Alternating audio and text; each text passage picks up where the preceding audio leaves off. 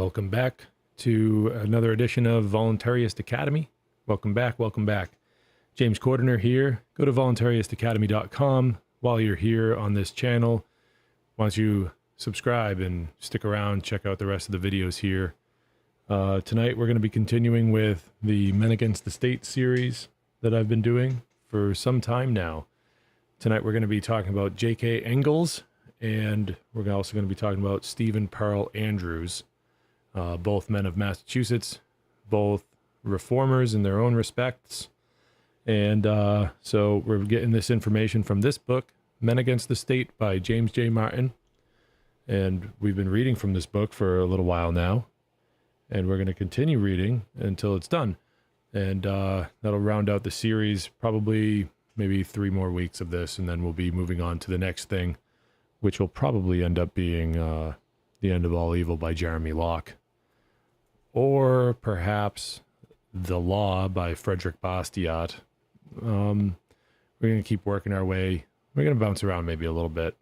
But in the meantime, like and subscribe and do all that blah, blah, blah, that stuff that we do here to help the channel keep going and growing. I want to get this word out to as many people as possible about this information. And the easiest way for anyone to help with that is to just simply subscribe to the channel, like some of the videos. And hold on one second, we're getting some interference.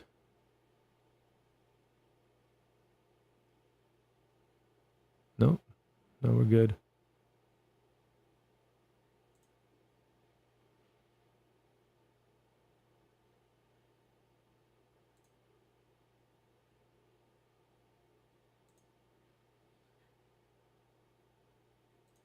Okay.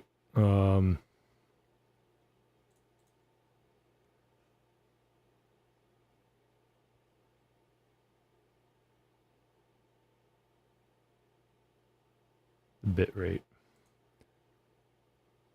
This is the first time I've encountered this problem. Excuse me. The stream bit rate.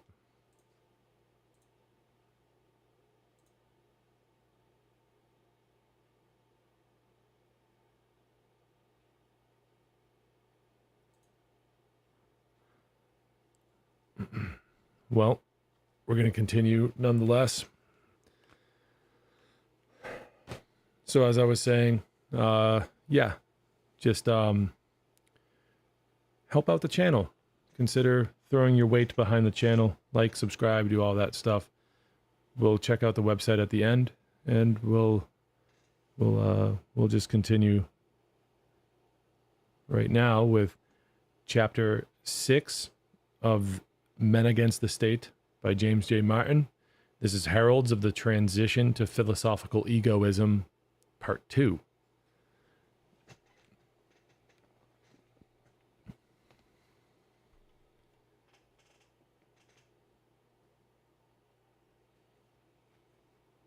So this is about J.K. Ingalls, land reformer.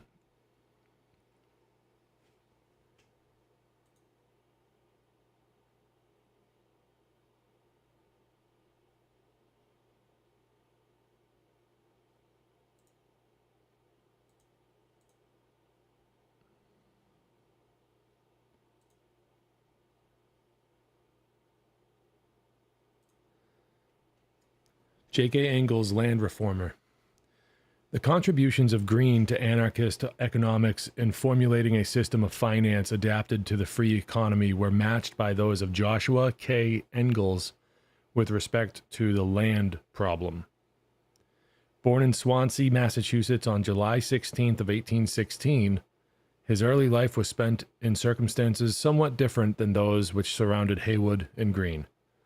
There are a number of striking similarities upon comparison with the early training and careers of those of his fellow Yankees which may be observed nevertheless. Ingalls spent the first 30 years of his life in a period of tumultuous reform in many fields, getting involved in many of them. He became a convert to Quaker beliefs while still a boy. Temperance and the dietary ideas of Sylvester Graham claimed his attention and support for a time. During a period of employment as an industrial worker in Rhode Island, he enthusiastically backed the 10-hour movement in the state, but withdrew after differences over a matter of tactics cooled his hopes of fundamental reform. Impressed by a discussion of interest and its power to increase geometrically, he had argued that the basic dispute was not between the workers and his immediate employer, but between the workers as producers and those whom he designated as accumulators. These persons he called the interest and profit getters during his later years. He admitted finding little or no support for this theory, the laborers of his acquaintance being as favorable to accepting interest on what little they might put aside as those operating on a much larger scale.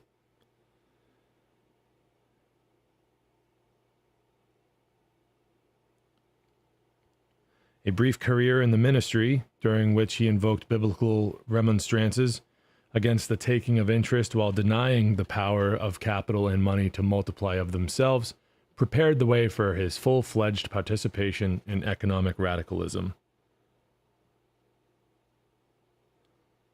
By 1841, he was espousing the labor theory of value and attempting to impress his listeners with the deteriorating effects of interest-taking.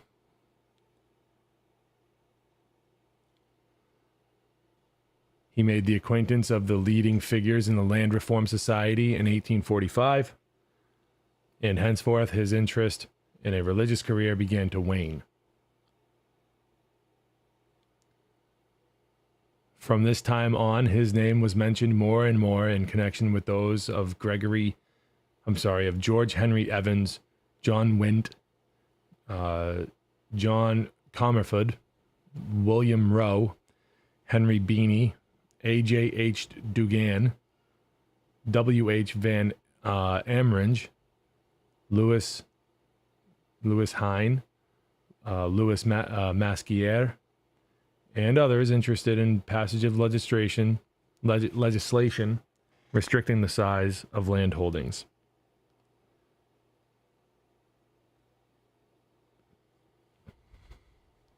Interest in land limitation in one aspect or another was to be a prominent part of his life for over half a century thereafter.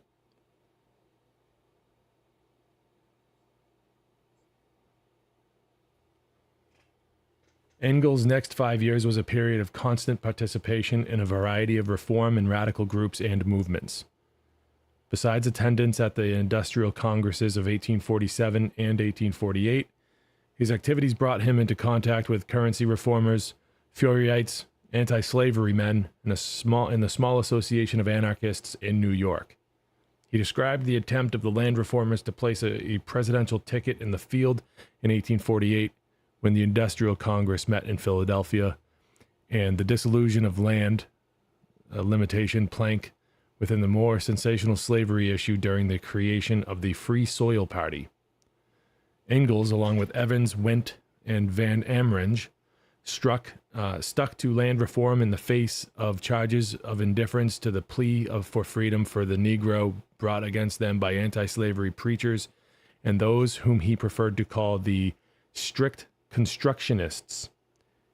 This same charge was made against members of the laboring class, he noticed, by prominent anti-slavery members of the community. Ingalls insisted that laborers could not profess moral and social duties which the abolitionists considered proper for them to demonstrate while insecure, deprived of land and home, and surrounded by the trickeries of business and the domineering of the professional man or men. It was the contention of Ingalls that the abolition of slavery and the abolition of land monopoly were inseparable. The abolition of slavery would have little effect on land monopoly, but abolition of land monopoly would make slavery impossible. He further argued that competition among the most poorly paid class of wage workers would be greatly intensified by the influx of free Negro labor. And setting a man free without allowing him access to land was a mockery. In a debate with Frederick Douglass in Providence, Rhode Island in November of 1848, Ingalls declared that, quote, the rent system and the wage system had broken up more families and separated more husbands and wives than ever had chattel slavery. Ingalls eventually took a completely materialistic point of view toward the institution, asserting that it was not love of being a master, but the ability to appropriate the results of labor, which made slaveholding attractive. It was not prejudice and enmity towards slaves that restrained white laborers from supporting emancipation, but fear that liberty would help Negroes to crowd them from their wage-earning opportunities.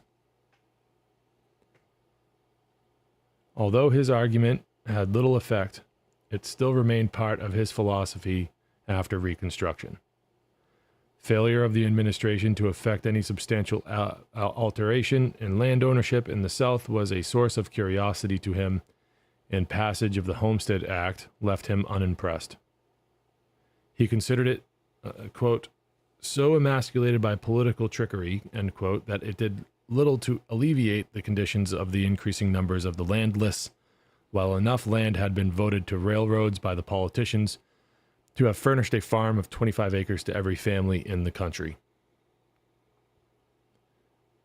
The failure of the land reformers to make a satisfactory alliance with the anti-slavery forces ended Ingalls' interest in national politics. It was during this same time that his initial concern with economic reform was increased by contact with other groups of thinkers preoccupied with economic radicalism. While at the home of Theodore Dwight Weld, he met John H. and Freeman Hunt. And through these men, Edward Kellogg, whose Labor and Other Capital, destined to be the Bible of the Greenbackers and the National Labor Union, had just been published. Although disagreeing with Kellogg's doctrine that one of the proper functions of money was to earn interest for its owner, he saw much in his work which was commendable. He contributed to Fourierite papers, including the Univerculum from time to time, but refused to unite with them in any project due to their refusal to subscribe to the limitation scheme of land occupation. Ingalls' first acquaintance with anarchism took place at about this time also. As a contributor to The Spirit of the Age, a Fourierist periodical edited by William H. Channing, he first learned of the work of P.J. Prudhomme through the series of articles written by Charles A. Dana in the late fall of 1849. At about this same time, he also met Josiah Warren and Stephen Pearl Andrews in New York, preparing for the settlement of called modern times. He admitted being influenced by the ideas of these three men. He said, quote, I was impressed with the accuracy of their statement of the industrial, economic, financial, and social questions, end quote. But he became no closer associated with them than with the Fourierists a few years earlier, due to his concern over land reform. Neither of these two groups considered land limitation doctrines of any value. Ingalls felt they were the solution to the problem of poverty. Ingalls writes in The Spirit of the Age, Volume 1, the earth, with its vast resources of mineral wealth, its spontaneous productions, and its fertile soil, the free gift of God and the common patrimony of mankind, has for long centuries been held in the grasp of one set of oppressors by right of conquest or right of discovery, and is now held by another through the right of purchase from them. All of man's natural possessions have been claimed as property, nor has man himself escaped the insatiate jaws of greed. This invasion of his rights and possessions has resulted in clothing property with a power to accumulate an income. Having given up belief in effecting reforms through legislation, Ingalls also entered the field of colonization in hopes of achieving a way of life free from commercialism. In December of 1849, while in Southington, Connecticut, he began plans for the establishment of a community. Whether he was aware of the Warrenite town in Ohio or not was never indicated, but his plans and objectives pointed in a very similar direction. Through the pages of The Spirit of the Age, he sought persons interested in a small cooperative. A capital backing of from $200 to $300 per family was thought sufficient, while investment of other capital by outsiders was considered, provided quote, capital could be satisfied with a return of value for value, a simple conservation of its worth, end quote. It was Ingalls' intention, quote, to build up a community where rent and interest and even speculative profit would be practically unknown, and the conveniences for social life, like education, etc., gradually and naturally developed, end quote. He expected the contemplated colony, variously designated as the Mutual Township or the Cooperative Brotherhood, and finally the Valley Farm Association, to grow in a logical manner, commencing with the purchase of select public lands, as he called it, which were to be prepared for cultivation by an advanced group. The next step was to be the cooperative construction of log cabins with the utilization of labor-saving machinery commencing soon after. Carpenters, masons, blacksmiths, and other artisans were anticipated at the site as fast as their services could be utilized. Beyond the land arrangement, which restricted land appropriations to 10 acres per member of the colonizing families, and prohibition against taking or paying rent or interest, no aspects of blueprinting were evident in the projected settlement. It was Ingalls' belief that the group would form their own organization along lines of voluntary association when the experiment in social living had been practically and successfully demonstrated. He said, every man will be rewarded according to his work. And so that was the motto. The understanding being that each was to receive the, quote, whole product of his labor, end quote. You can receive the whole product of my labor by showing up to Voluntaryist Academy. Throw a comment down in the... Leave a comment. Hopeful of accomplishing the desired ends without excessive capital investments or a large number of participants, he went ahead with plans for possible locations, finally settling on a site on the Little Kanawha River in West Virginia between Parkersburg and Marietta. Okay. Meetings in January and February of 1850 in New York City resulted in a larger number of interest in the projected colony than he believed existed. Individuals from Maine to Ohio expressed desires to become party to the undertaking, which began almost spontaneously without Ingalls' participation a short while later during his attendance at an industrial congress in Chicago. If the Valley Farm Association was intended to become a halfway experiment between the Fourierists and the anarchist examples already attempted, the effort was to prove unsatisfactory, from Ingalls' point of view at least. The history of the colony is obscure. Ingalls reported that the cooperative ideas were abandoned at an early date, but that the group, somewhat diminished in numbers, continued to have a pleasant existence and to enjoy comfortable homes and a congenial social environment. As late as 1865, he reported that there was still a settlement functioning on this location.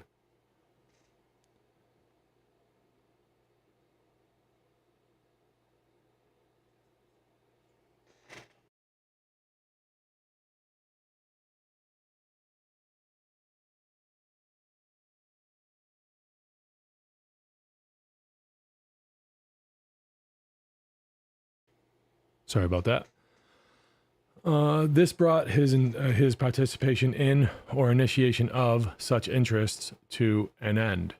He said, "I abandoned the idea of becoming a Moses or even a Joshua of an associative movement." Okay, he somberly observed many years later. That's sad. Activity and reform was for him now, from now on, a matter of purely of good will, end quote. That's what he said, quote unquote, purely of good will. The death of George Henry Evans in 1856, followed by the Civil War and the passing of the Homestead Act, all served to inhibit and neutralize the activities of the National Labor Reform Association for a time. It once more became active with the advent of leaner times and the dispersal of wartime prosperity in the early 1870s.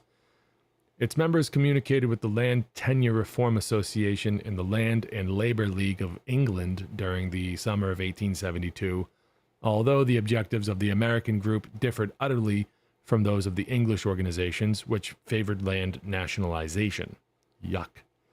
The The Evans Associate, let me regroup. The Evans Associates had stressed legislation limiting the size of land holdings. Now, under the influence of Ingalls, the corresponding secretary, their sole approach was centered around a campaign calling for the repeal of existing legislation and land laws which granted protection to land titles not based on personal occupancy. Ingalls' activities were not confined to the Land Reform Association, though. He was one of a considerable group of New England anarchists who formed the American Labor Reform League. He wrote for Haywood's Word from its inception. We covered Haywood a couple weeks ago. I think it's Haywood is part 5. Okay, last week was William B. Greene. The week before was Ezra Haywood. So part 5, you can learn about Ezra Haywood and his Word, which J.K. Ingalls apparently wrote for from its inception, as well as contributing to a variety of other reform and radical periodicals. At the same time, he produced a succession of pamphlets which hammered away at economic evils in the post-war economy of concentration and centralization. Although absorbed in studying the influence of business failures, credit stringency, and the financial panic, as well as financial panics. All right, you guys want to learn about financial panics? Go to The Trust Game on YouTube by Truthstream Media. The Trust Game. I didn't anticipate talking about this, so go check out The Trust Game. It's like a 10-part series. You want to learn about the history of money in America and even other parts of the world, do it. Seriously. These financial panics become a little bit of a joke once you, anyways. All right. So although absorbed in studying the influence of business failures, credit stringency, and the financial panic, as well as the effects of the return to the gold standard, Ingalls stubbornly adhered to his favorite thesis: monopolization of the soil as the principal source of economic disorder and distress. In a pamphlet titled Land and Labor, which Haywood published for him early in 1872, in numerous articles in the Word, and 2 other short works appearing in 1878 under the titles Work and Wealth and Periodical Business Crisis, or Crises, he discussed the land issue. He insisted that any hope from, quote, schemes of currency and finance, end quote, was, quote unquote, wholly fallacious, as long as land remained, quote, the subject of speculative monopoly, end quote. So, he said, repeal our unreasonable land laws, half feudal and half civil, so that organized injustice can no longer have the land for its fulcrum. And you will find the lever money, now so weighty for wrong, to be the most serviceable and inoffensive of servants, end quote. And that last quote there was published in The Word, Volume 5, August 1876. He sanctioned land limitation by occupation and use only, still believing that a labor exchange currency on the basis of the time note advocated by Warren would solve the problem of the medium of exchange. In Periodical Business Crises, Ingalls presented the theory that the time required to allow a debt to double at 7% compound interest was roughly that which comprised the interval between depressions, and suggested that the government refused to enforce the collection of any debt the amount of the face of which had already been paid in interest. In this category, he placed the public debt, insisting for the government to maintain, quote, this species of property, end quote, at par, while other property was depreciating in some cases as much as half, was outright discrimination in favor of a particular group which, quote, rendered no service to society, end quote. So public opinion at this time was slowly becoming conscious of the industrial and commercial tycoon. Ingalls noted the influence of a new group of finance capitalists whose control of ownership of the soil was quietly but steadily advancing, quote, as effectively as that of the titled nobility of any country ever did, end quote. The government made no effort to correct the trend by legislation and appeared to be professing that nothing could be done to alleviate the situation, which to him was pure hypocrisy. Quote, may we not be allowed to inquire, Ingalls interrogated, into the workings of that legislation which has so lavishly bestowed, particularly in the last 15 years, upon speculative schemes to aid moneyed corporations and enterprising adventures of every description? Question mark, end quote. If new legislation could not be passed, it still remained possible to repeal some of that existing, which led not either to land monopoly or protected that already under monopoly. He said, the whole produce of labor belongs to the laborer and is his natural reward. And absentee ownership, backed by the courts and the police, absorbed part of this by compelling the payment of ground rent.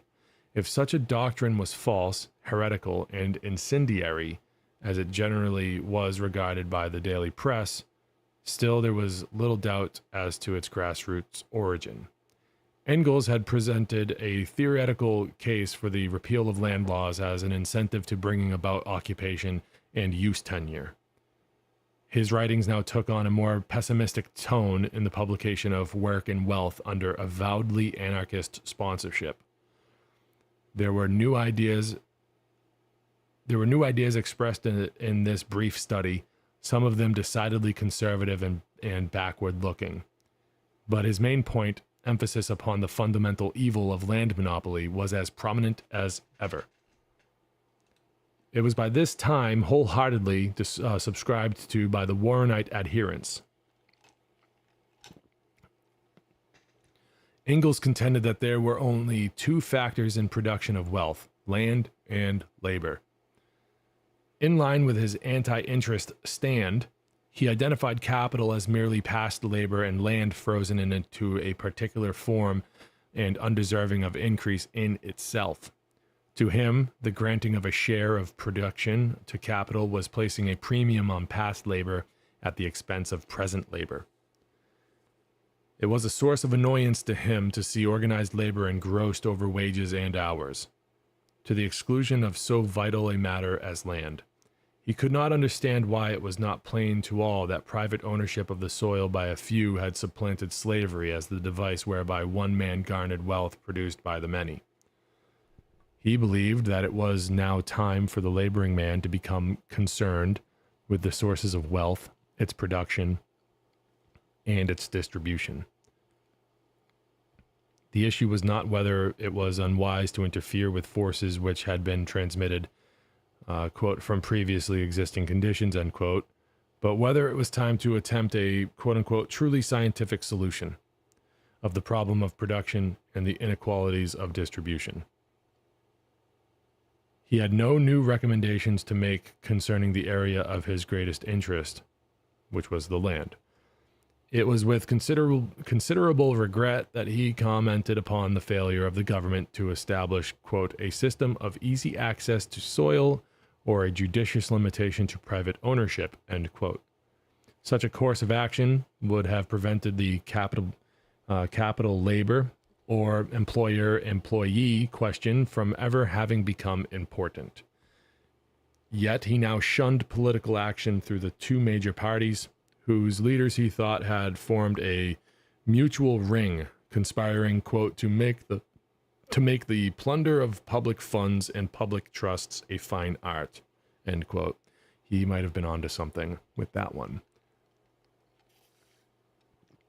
He insisted that freedom of access to the soil and the opportunity for self-employment was a civil right, but felt that the process of concentration had proceeded to such an extent that it was a matter beyond the powers of working men to make right. All that remained was hope of benevolent action in the interests of the masses of the people on the part of a group of social knights errant. Thinking in terms of Robert Owen, whom he greatly admired, along with Peter Cooper and Gerrit Smith, he thought men such as these might, quote, organize industries on an equitable basis, promote emigration to districts less under landlord control, and channel charities into promoting self-employment and self-help, end quote. The appearance of Henry George's Progress in Poverty in 1880 brought from Ingalls, now a veteran of over 35 years in the fight for land reform, a number of scholarly attacks, primarily reflecting his fear of the state, now somewhat expanded by the reading of the anarchist works of Proudhon. He concentrated on the possible effects of the state as a landlord, which he thought would result from the nationalization doctrine of George. Closer reading in comparison with his own economic concepts resulted in a wholesale indictment of George in the matter of fundamentals as well. This was fully developed in Social Wealth, published in 1885, which, but for Engels' dismissal of the currency question, might have become a general textbook of anarchist economics. Engels, writing in the Irish World, as well as the anarchist periodicals The Word and Liberty. So Liberty was Benjamin Tucker's. Ingalls asserted repeatedly that the logical consequence of the single tax was to convert all land occupants into tenants of the state. The annihilation of the class of allodial landlords in such fashion did not furnish protection from further extension of state power, nor did it eliminate the possibility of unlimited control of land through leasehold. This, he thought, would lead a group of super taxpayers able to shunt the burden onto the others less favorably situated. The end process would be the eventual payment of the tax by the lowest economic group, which to him meant the agricultural workers. Ingalls suspected the possibility of an alliance between government officials and large taxpayers under such a system as another grave source of corruption and abuse.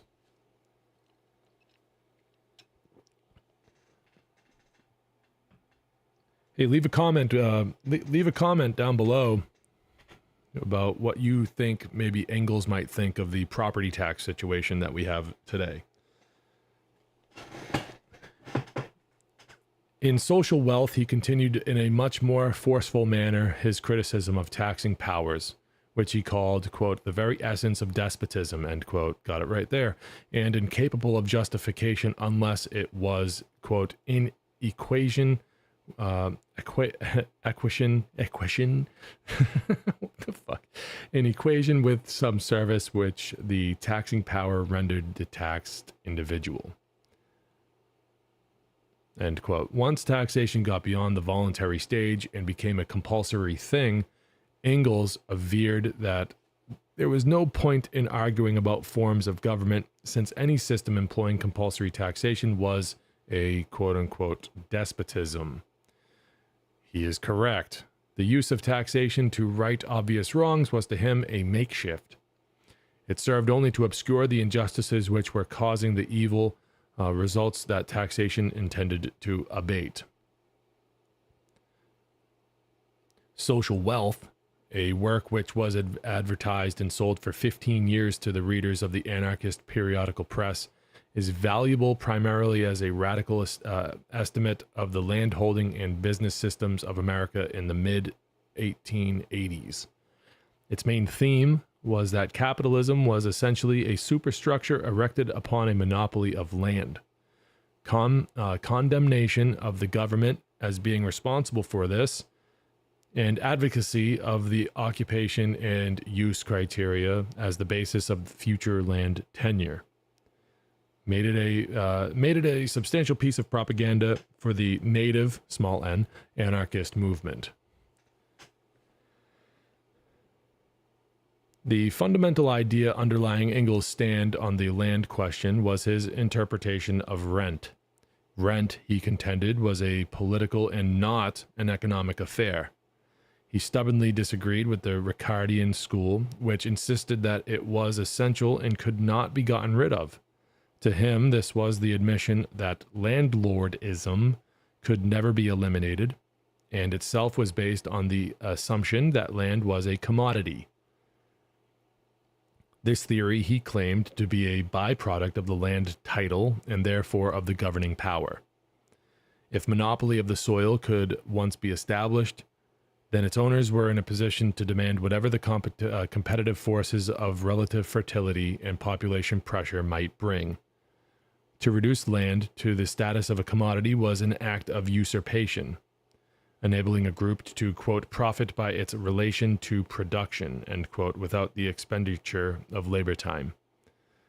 Ingalls charged that the economists hardly made a pretense of discussing the origins of land titles, ignoring the subject because they, quote, could give no justifications to the system, for to trace any title back will yield us nothing but forceful and fraudulent taking, even where land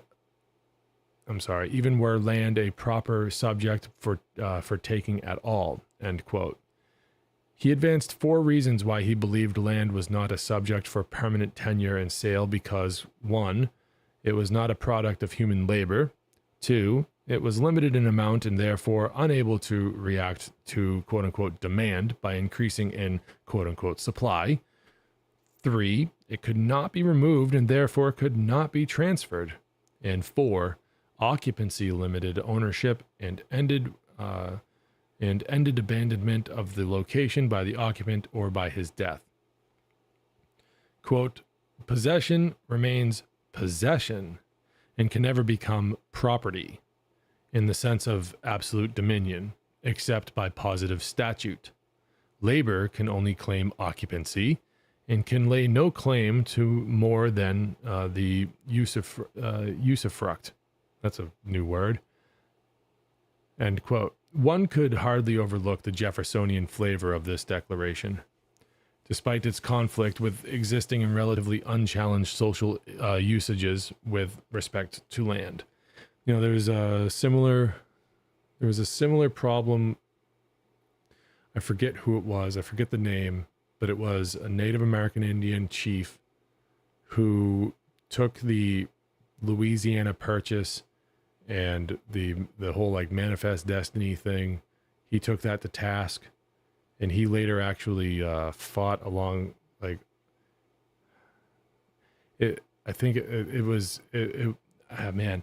He said that there was no way for the Americans to purchase the land because the land that was taken from people that didn't have a deed to it, but they were on it. Talking, of course, about the Native American Indians, and I found that history to be pretty illuminating. I wish I could remember all of it off the top of my head. I apologize, but yeah. So to continue, Ingalls disagreed completely with the Ricardian theory of rent, which maintained that rent was not an arbitrary tribute resting upon usurpation, but the excess of product of the best land over the poorest. Was rent something which failed to exist until population increased, forced the use of less productive soil? Ingalls maintained that the reverse was true. It was rent which forced the use of less productive soils. An increase of population resulting in the need for land which could be denied by its title holders was the cause of rent. The end product of increased population, in his view, was a reduction in the number of landholders and an increase in tenancy.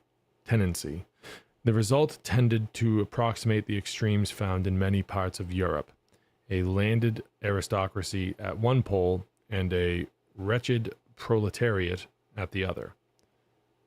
It was his conviction, in the final analysis, that interest and profits were far more exploitive than rent, a point which he stated Henry George had neglected and which vitiated the latter's whole point. Ingalls claimed that capitalism, in its existing form in the United States, had been successful largely as a result of the successful planning of individual and social forces against one another. Social forces one against the other. Individual license had been used to monopolize wealth in the one hand, social forces as means of subjecting rebellious individuals on the other. Having gained exclusive control of the land by supporting individualism and personal freedom, it then utilized social and civil powers to render its dominion absolute. Business was thus engaged simultaneously in lauding personal individual freedom and the omnipotence of the state, which the stress depending upon the advantage to be gained at the particular moment. Thus, it was possible to observe campaigns to obtain high tariffs and subsidies through government aid, while at the same time the same interests were discouraging government's attempts to ameliorate bad labor conditions, under the pretext that the latter course of action was an infringement upon the laborer's freedom of contract. Although not as exhaustive an investigator into the anarchist theory of decay of competition as a cause of trusts as were some of his associates, the fact that equality of opportunity no longer existed under prevailing laws and customs was proof enough to Ingalls that defenders of the laissez-faire notions were guilty of large-scale misrepresentation of the facts. He had no respect for the fanciful dogmas of Spencerian social evolution based on Darwinian concepts of survival of the fittest. It was the task of social science to effect intelligent rather than natural selection. For instance, in the case of farmers, weeds were the principal result of the latter course.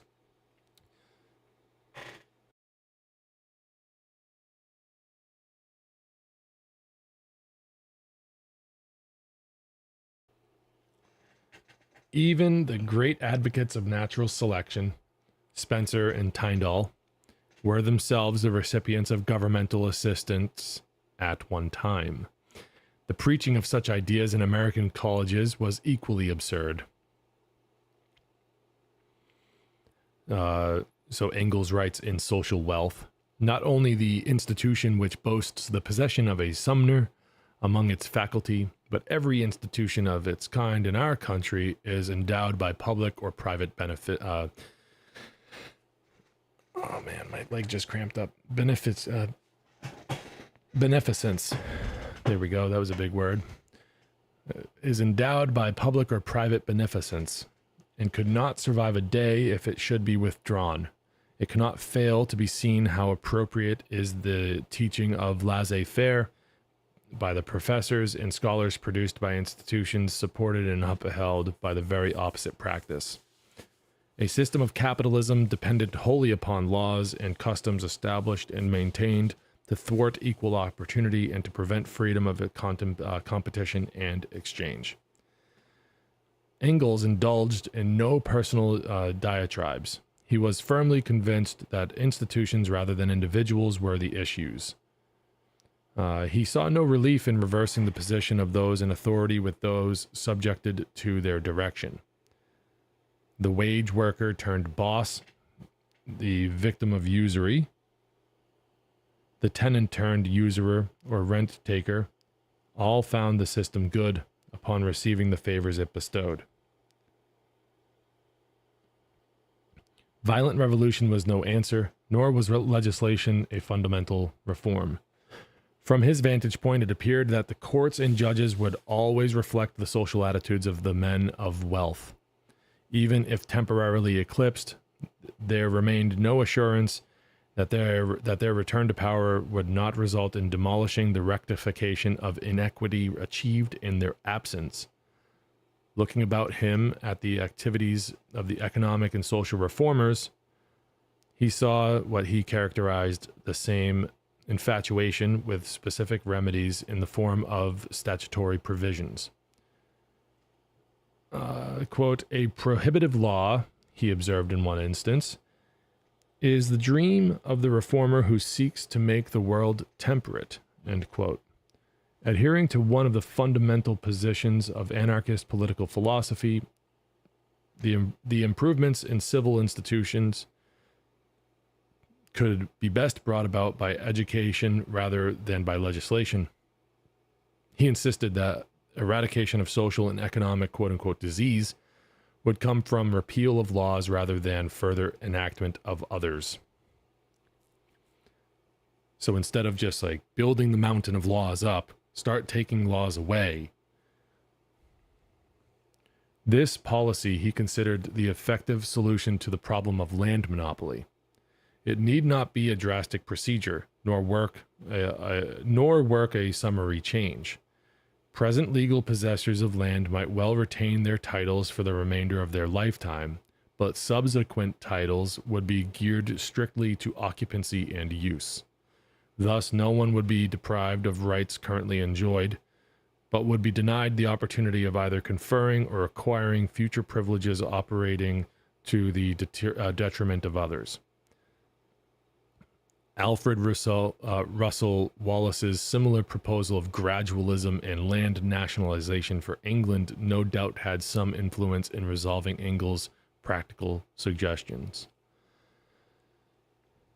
One of his firm convictions was the inevitability of land redistribution in the future.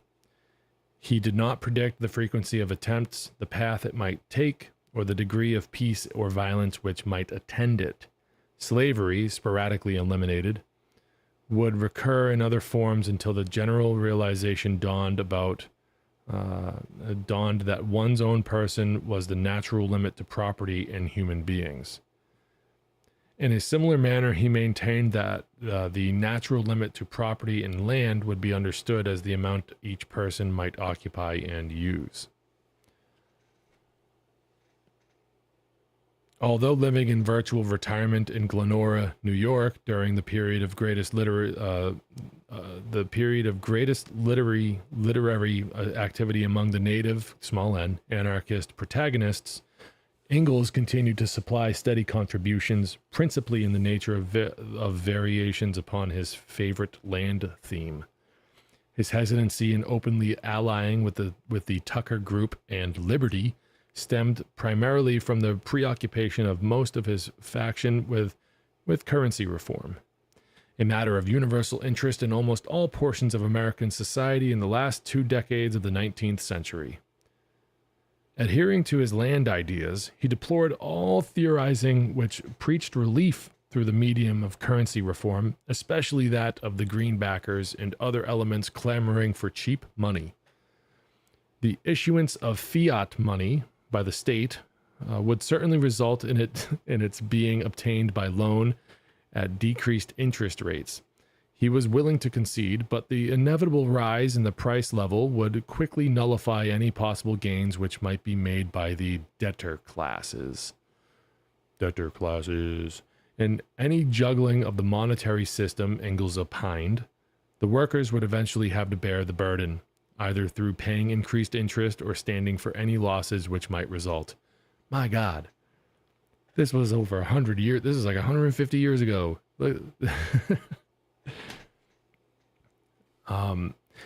So he writes in Economic Equities, a compend of the natural laws of industrial, productive, and exchange.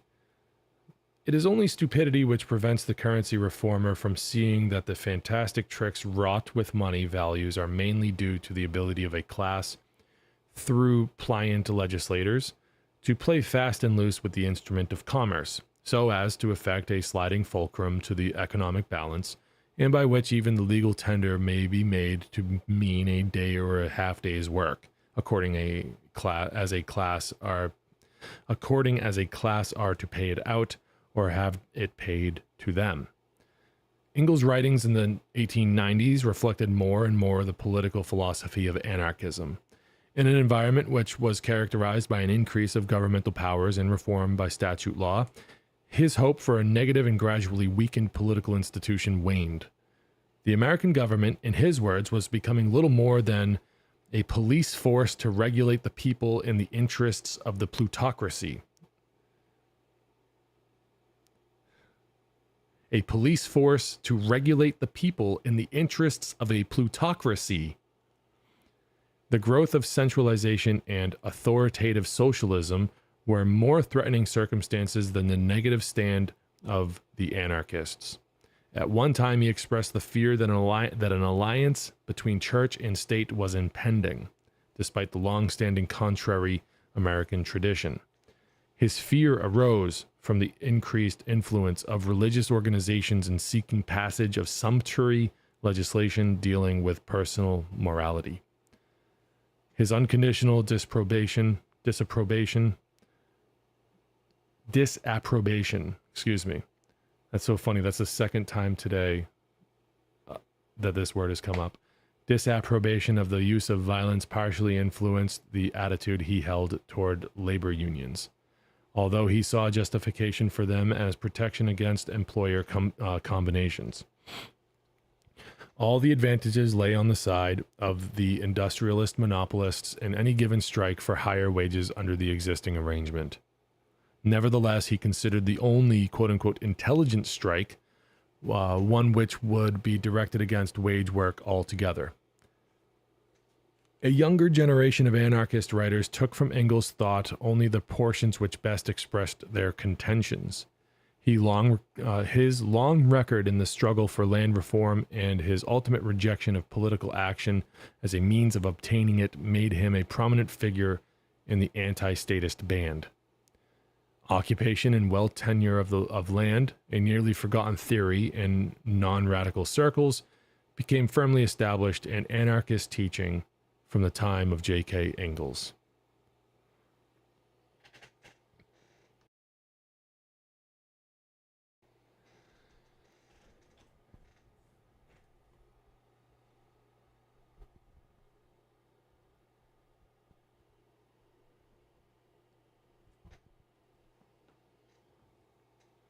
Okay, so we're going to move on to Stephen Pearl Andrews now, social philosopher. The course of American anarchism from the time of Josiah Warren to those of Benjamin Tucker includes the career of a fourth prominent exponent, Stephen Pearl Andrews, a participant in a number of reform and radical movements, but who, of the early group, was the only person to take part in the native, small n, anarchist movement in all its phases. Andrews was born a few months before the outbreak of the War of 1812 in Templeton, Massachusetts, but followed an older brother to the south, where he experienced the insecure life of the reformer for the first time as a part of the anti-slavery movement. As a young lawyer, first in Louisiana and then in Texas, he achieved local notoriety from 1835 to 1843 as an opponent to slavery. In the latter year,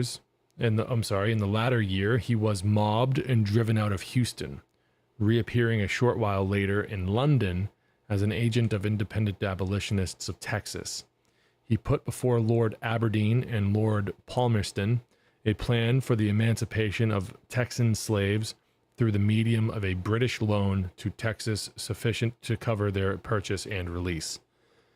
At this point, he was abruptly repudiated by Ashbel Smith, Texan charge d'affaires at London and Paris, who described his plan as an individual venture and not bearing the sanction of the government of Texas. This terminated Andrews' active participation in such matters. Upon his return to America, he gained considerable repute as a pioneer in phonetic transcription, known today as shorthand. Over 30 editions of his introductory course books and manuals of phonography, written with the collaboration of Augustus F. Boyle, appeared between 1844 and 1849. Included in the series were works on philology, phonetic printing, and language teaching. It was during this time also that Andrews was impressed by economic unrest in the country, reflected by Fourierist socialism, the grouping of a labor movement, and a steady flow of radical writings on the currency problem. He began his participation by writing articles for the Harbinger in the late 1840s, and by the late 1840s had become a convinced Fourierite. The meeting of the New England Labor Reform League in Boston in January of 1847 found Andrews taking part along with other Fourierites. I'm still not certain I'm saying that correctly, but I don't care. I do care, but I don't care. I don't care. Along with other Fourierites, as one of the 7 speakers heard during the convention. Yuck, yuck. The return of Josiah Warren to Boston. Wista.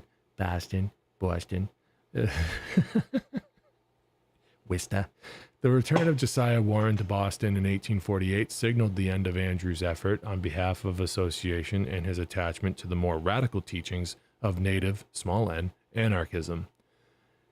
Just when he decided that the political and economic approach of Warren was superior to that of which he supported before meeting the proponent of equitable commerce is not exactly known. Yet, by winter of 1850, he was lecturing before the New York Mechanics Institute, presenting the individualist anarchist theories in a particularly well-conceived manner. The publication of Andrews' analysis of Warren's principles in 1852 under the general title The Science of Society was henceforth regarded by anarchists as the finest statement of Warrenism ever written. So I don't always read the footnotes. You can go to voluntaryistacademy.com, download the same PDF I'm reading from, and get all the footnotes. But I'll read this one. So this is footnote 67. Andrews sent a pre-publication copy of his Science of Society number 1 to Lysander Spooner, apparently their first contact, judging from the formality of the reply. Spooner remarked, "I am obliged to you for your pamphlet, and I have read it. It is very able, and I think the most of it is true. I go for individualism to the last extent, and I think the time may possibly come when the rights of the individual and the law resulting from them will be so well understood that little government will be necessary to protect the former from encroachment." He was not so taken with Josiah Warren's cost the limit of price theory, however. To continue, I heard a lecture on the subject by Mr. Warren a few months ago, but it did not convince me. So that was Spooner to Andrews on July 4th. Is that July 4th of 1851? That's from the Basket collection. Andrews' 2 writings went into 6 editions, appearing each year from 1851 to 1854, and were revived by the Tuckerites in 1888, and again in 1895. The reprinting was featured in Liberty after his death, and the 1888 edition was reissued in Boston in 1970. So Andrews succeeded in transposing Warren's equitable commerce from a rough-hewn pioneer document into a smoothly finished statement, but took no credit for any original contribution of his own. For the principles in question, he writes, the author confesses his great indebtedness to the genius of Josiah Warren of Indiana, who has been engaged for more than 20 years in testing, almost in solitude, the principles which we are now for the first time presenting prominently to the public. This was a fair assumption on Andrews' part, since the two Midwest editions of Equitable Commerce had enjoyed limited circulation. The Science of Society series faithfully presented the Warren principles on individual sovereignty, free voluntary association, and a cost-basis economy. Andrews declared they were immutable principles.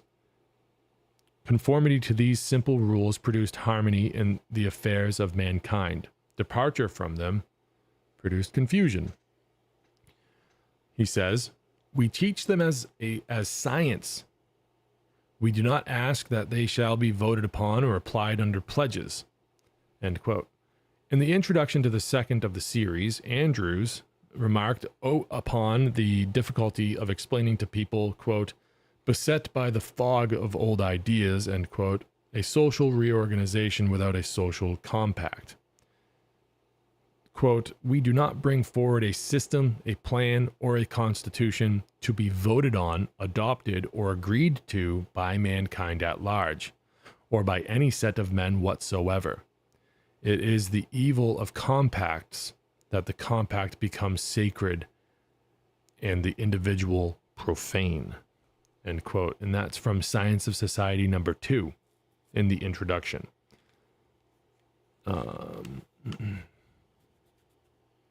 Andrews indicated from the nature of a number of criticisms a knowledge of some current allied activities and influences. The Garrisonian school of no government men, quote unquote, no government men, drew some expression of sympathy, although he considered their brand of, quote, unterrified democracy, end quote, theoretical, consistent, but practically illogical. Without economic reform and their desired social organization, degrading conditions would return and require violations of individual personal dignity once more. Reform was not synonymous with pure negation. If government was the source of societary disruption, it was necessary to introduce positive principles which would become the foundation of a stable society. Otherwise, if temporarily replaced, government in the undesirable sense would soon return.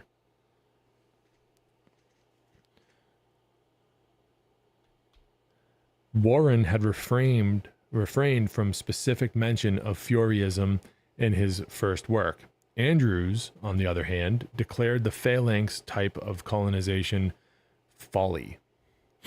He criticized Edward Kellogg and John Gray for declaring one of the legitimate functions of money to be that of measuring value. He also undertook a more extended defense of the Warrenite theory, which regarded natural increase of production, the result of natural forces giving advantage to the element of time, as not subject to the economic designation of price, unless labor had accompanied the process. Interest might be justified on the basis of spontaneous creation of wealth by natural factors, but this was true of just a certain stage of production. All types of wealth tended to deteriorate and required labor for protection and augmentation. Andrews' wrestling with the abstractions of Warrenite cost economy began to abate at about this time, but not before he succeeded in decoying Horace Greeley into a sociological controversy in the editorial columns of the New York Tribune. The discussion, which eventually drew in Henry James, raged through most of April of 1853. Andrews admitted twisting the topic under discussion so as to bring Warren's ideas before a wider audience, but the character of some of the remarks indicated the extent of new influences. These were derived primarily from his wife, a doctor and ardent suffragist, and Thomas and Mary S. Gove Nichols, pioneers of the women's rights movement in the New York area. Some of these old names. This guy's name was Thomas F. Gove Nichols. The columns of the Tribune were utilized for three principal purposes: to denounce Greeley as a reactionary, to set forth the Warren Andrews theory of social organization, and to open a new avenue of discussion in the matters of feminine equality.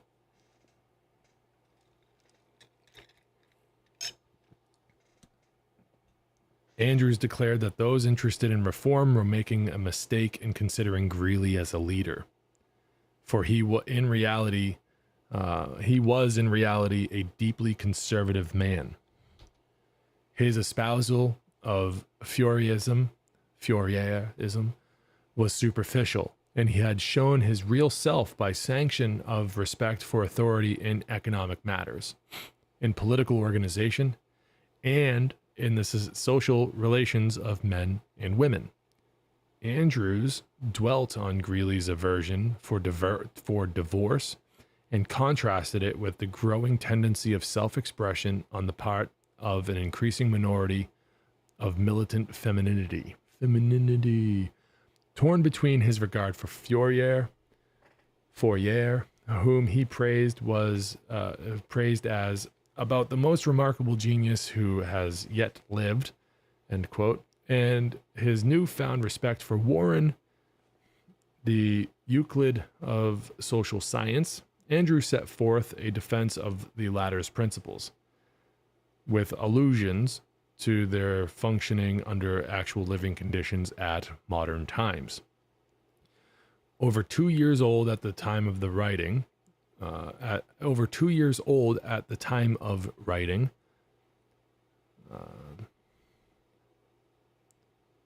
well, my rhythm was off on that one. To their functioning under the actual living conditions at modern times, over 2 years old at the time of writing. So modern times was 2 years old at the time of him writing all this. It was, so he writes, it is something to be able to affirm that there is at least one town in existence where women and children receive equal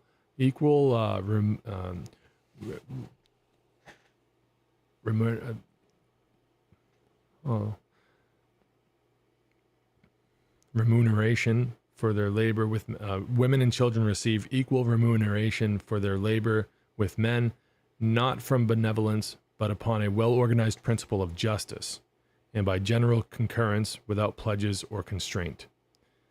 Andrews believed that the real basic difference between Greeley and himself was bound upon their belief as to the fundamental theory of government.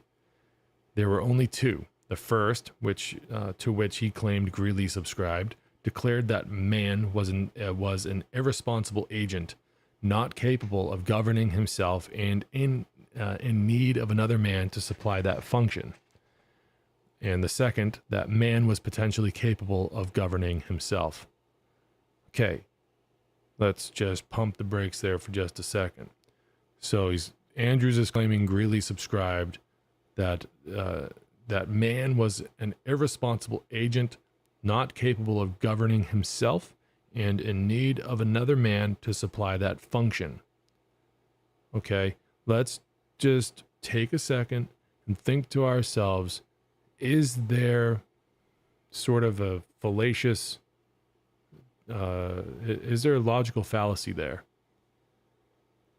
Yeah, R.I.P. me. No, the word is it's not remuneration. It's remuneration. It's R-E-M. It's R-E-M-U-N-E-R-A-T-I-O-N. Maybe it's a typo. Well, thanks for commenting, Rip Me. I know you're not making fun of me. I'm making fun of myself. Sometimes I can see I don't read these out loud before I come on here live. I just pre-read them in my head. Anyways, we're talking about yeah, it's okay. Dude, I fucking love when you guys are in the chat. It's awesome. All right, so we're trying to kind of point out the logical fallacy here of the Greeley declared that man was an irresponsible agent, not capable of governing himself and in need of another man to supply that function. So So we're irresponsible. We can't take care of ourselves. And man is no different from the other man there. If we're talking about man, then man is man. Okay. So what makes that man across the room, let's pretend there's that man across the room, what makes him capable of governing others when he can't govern himself either? So if I'm an agent incapable of governing myself, and I'm man, and that's another man, then maybe if all things are logical here and equal, then that man is also not capable of governing himself. So what makes him capable of governing me? Do we all see where this is just logically fallacious and how it just doesn't really add up, doesn't hold water? All right. This is one of the biggest problems with government today. If we're so bad, we need other bad people to tell us what to do. It doesn't make any sense. First of all, if you're here, you're not a bad person. I want to get that out of the way too. But I just wanted to stop for a second and kind of dissect that, because these were, again, we're still seeing this argument today. And this argument was happening like 160 years ago too, between Andrews and Greeley, where Greeley is declaring this and Andrews is pointing it out, saying, look at this. Isn't this hilarious? Okay. So, and then the second one. So, all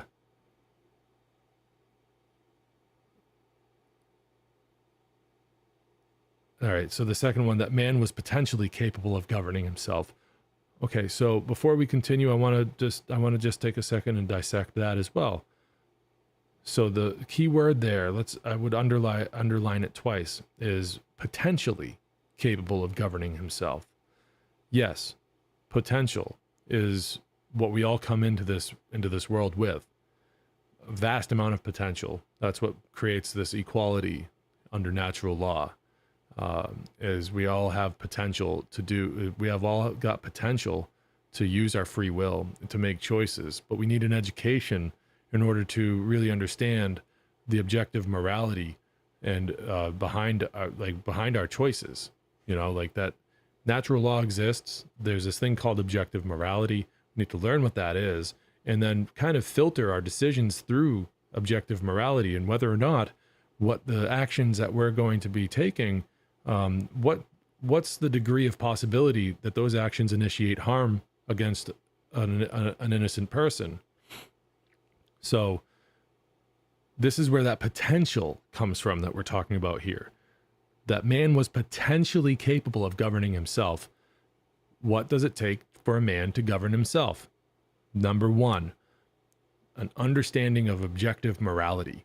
Number two, actually applying that understanding to your actions and willfully,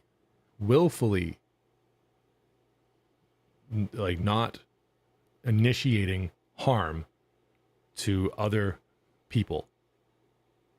Okay. Then you enter into this space where you are truly governing yourself and you are not in need of others to govern you.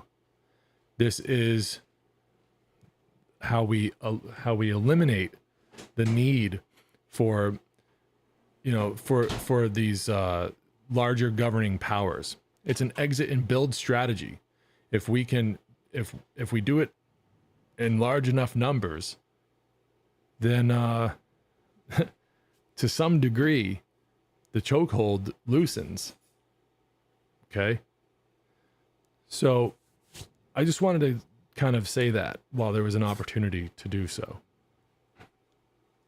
Thank you for tuning in.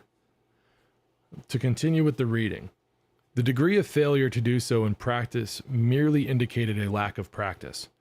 This should not be surrendered through the fear of evil consequences attending more failure, since it was something which man had to learn as he did learn other things. Of one thing, Andrews was convinced, that the individual was entitled to the exercise of such self-government as avoided at all times encroachment upon other persons. To him, the non-invasive individual was the unit of orderly society, and was entitled to immunity from coercion by institutions.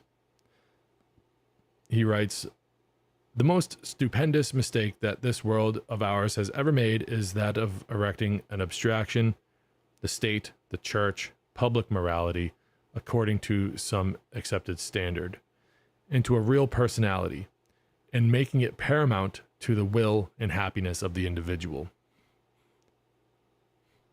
I wonder if when he says public morality, I wonder if he means like a sort of moral relativism, where like the what the group says is moral, you know, is what he's talking about there.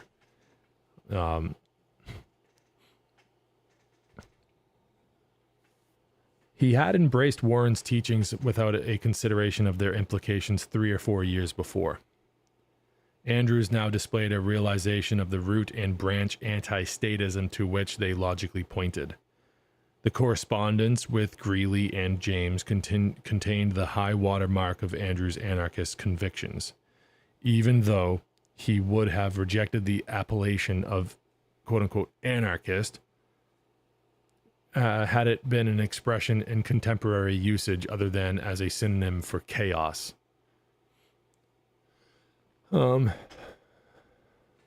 Few anarchists of succeeding generations ever wrote a categorical rejection of the coercive state in more emphatic terms than he during the exchanges with Horace Greeley.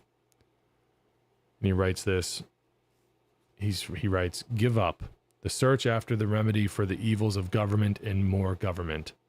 The road lies just the other way, toward individuality and freedom from all government.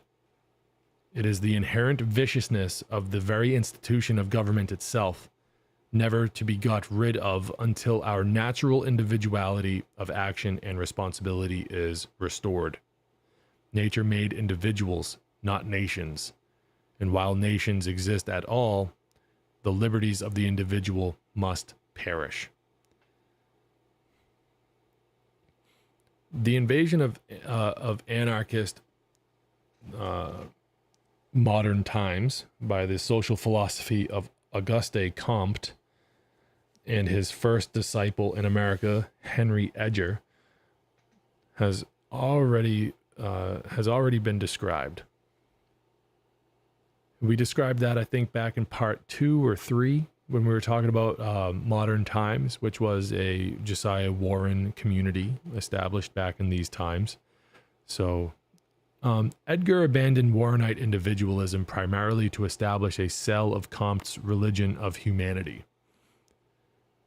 The Comtean sociological concepts, on the other hand, succeeded in gradually weaning Stephen Pearl Andrews away from Warren and the Long Island Band. The change took place in an unobtrusive, almost unconscious manner, yet by the late summer of 1857, the tenets of positivism had become incorporated in his social thought. Henceforth, his principal intellectual concern was that of sociological system building. Well, thank you, Jeff Bush. I see you there in the chat. Good stuff.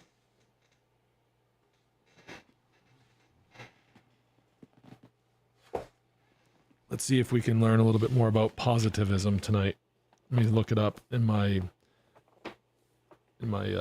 encyclopedia here.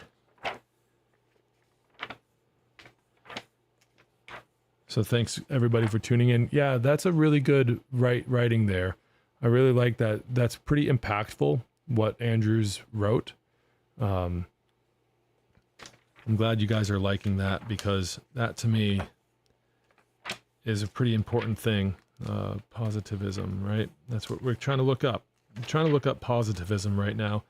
I didn't anticipate doing this, but I love doing stuff a little off the beaten path. It's fun. I don't even know if it's going to be in here. Oh yeah, there it is. Okay, so positivism. The term positivism was used first by Henry Comte de Saint-Simon to designate scientific method and its extension to philosophy. Adopted by Auguste Comte, it came to designate a great philosophical movement which, in the second half of the 19th century and the first decades of the 20th, was powerful in all countries of the Western world. The characteristic thesis of positivism are that science is the only valid knowledge and facts the only possible objects of knowledge, that philosophy does not possess a method different from science, and that the task of philosophy is to find the general principles common to all the sciences and to use these principles as guides to human conduct and as the basis of social organization. Positivism, consequently, denies the existence of intelligibility of forces or substances that go beyond facts and the laws ascertained by science. It opposes any kind of metaphysics and, in general, any procedure of investigation that is not reducible to scientific method. Okay, so there's social positivism, there's evolutionary positivism, there's critical positivism, and I guess there's legal and logical positivism too. So maybe in a future episode, but this isn't Positivism Academy. This is Voluntaryist Academy. But I got this this encyclopedia of philosophy, so we'll be able to look up some of these things in real time. We'll be able to bring it down from the mountaintops, bring the fire to the people, Prometheus style.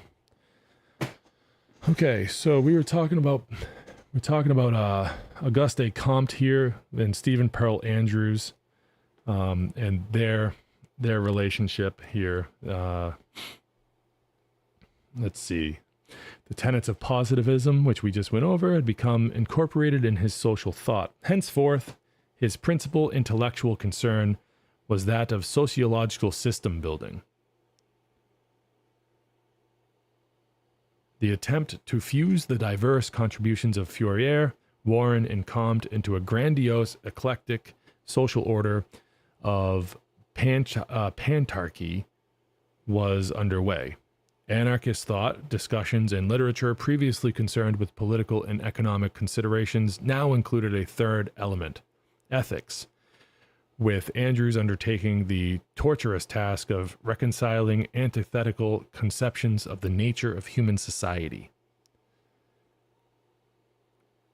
A thoroughgoing anarchist no longer, his relations with them continued for the remainder of his life in one situation or another.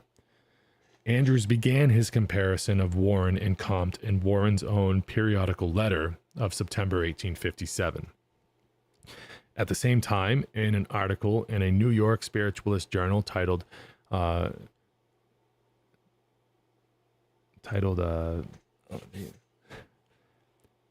Physiocracy, there we go. Physiocracy, the New Order of Government, he revealed the influence of Comtean concepts and his defection from the ranks of the uncompromising Warren individualists. By now, he had come to the conclusion that there were two main obstacles to complete dispensation of government. One, the magnitude of interest in which human society was already involved, and two, as he puts it, quote, the necessity for an authority vested somewhere to restrain encroachments and enforce obedience to commands, end quote. Such declarations were rank heresy when compared with his affirmations in his Science of Society, even though he proposed, here we go again, physiocracy contained a large element of voluntary association. Okay, so even though he proposed physiocracy, quote unquote, physiocracy contained a large element of voluntary association. Leadership in nature, said Andrews, was always vested in a single individual. Quote, she never entrusts the business of governing to committees and boards, end quote. Thus, direct responsibility and, quote unquote, unity of movement were secured. It was his interpretation, furthermore, that obedience to leadership in nature was not obtained by compulsion but by attraction, wherein it was a matter of greater agreeability to obey rather than to dissent. Quote, obedience to attraction or the pursuit of the agreeable is the essence of freedom, end quote. A manifestation of individual action fully free from constraint. In this manner, he concluded, did nature affect the reconciliation of seemingly antagonistic principles, until persuasion and changeability were substitute for coercion and permanence in human social systems. The efforts of quote-unquote statesmen would produce nothing of lasting importance.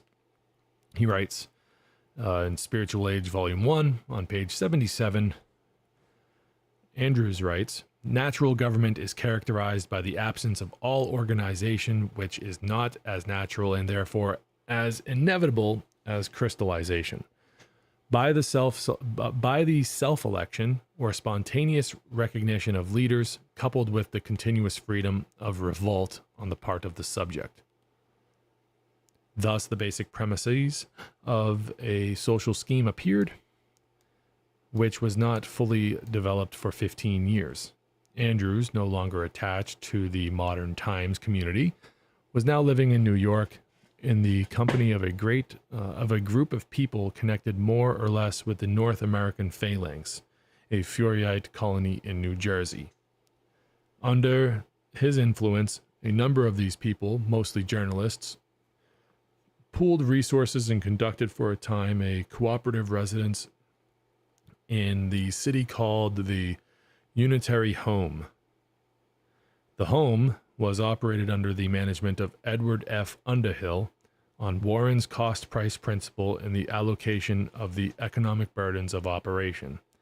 Andrews, now working on the basics of an universal language which he called Alwato, A-L-W-A-T-O, for you audio listeners out there, Alwato, lived there, as did the poet Edmund Clarence Stedman.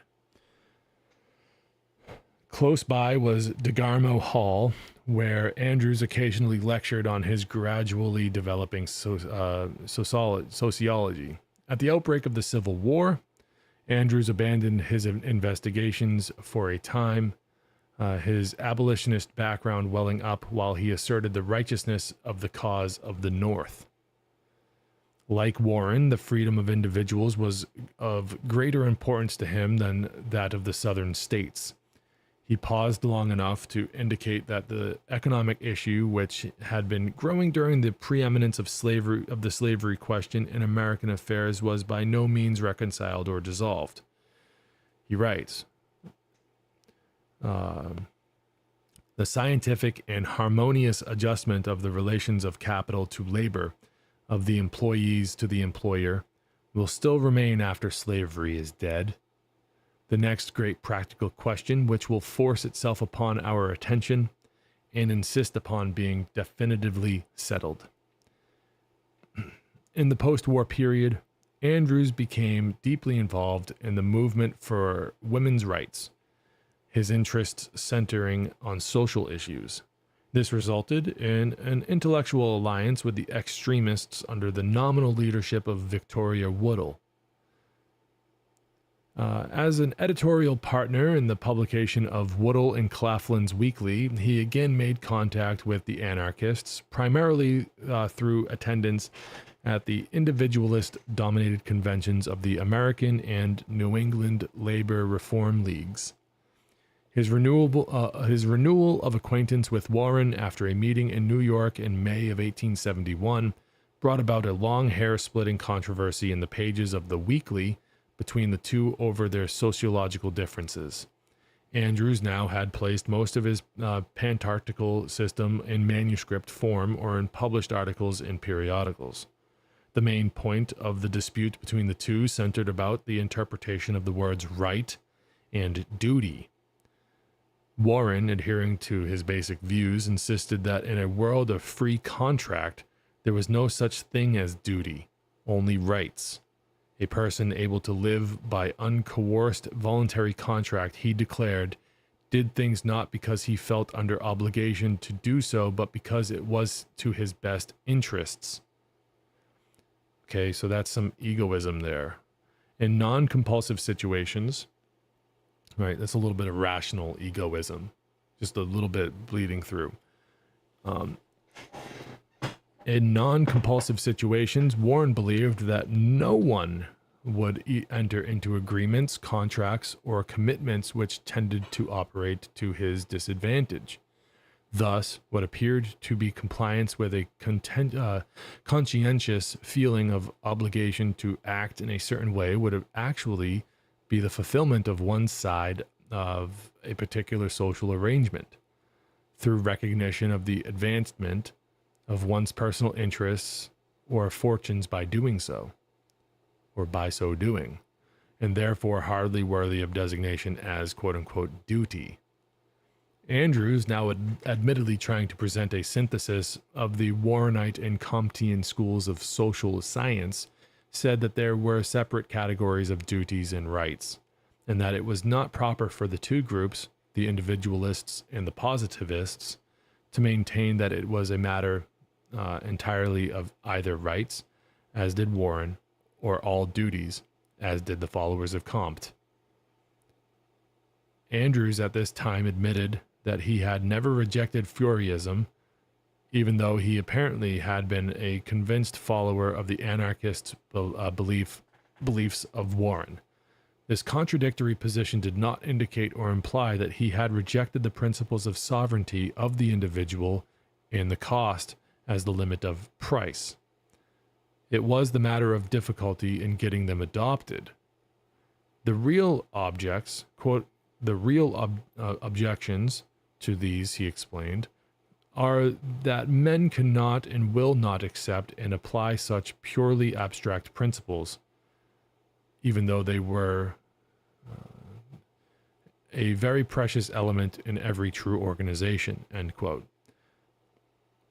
For having expressed them and for trying to put them into practical operation, Andrews concluded, quote, Mr. Warren will and should forever rank as one of the first sociologists, although his principles may find themselves practically vindicated under forms of society very different from what he has in idea. End quote. Whether society is an organism in which individuals play certain parts on the basis of established rules and relationships, or whether society is a collection of individuals and reflects the quality and attainment of individuals, has not yet been satisfactorily thrashed out. Despite current trends, this controversial matter was being then discussed also.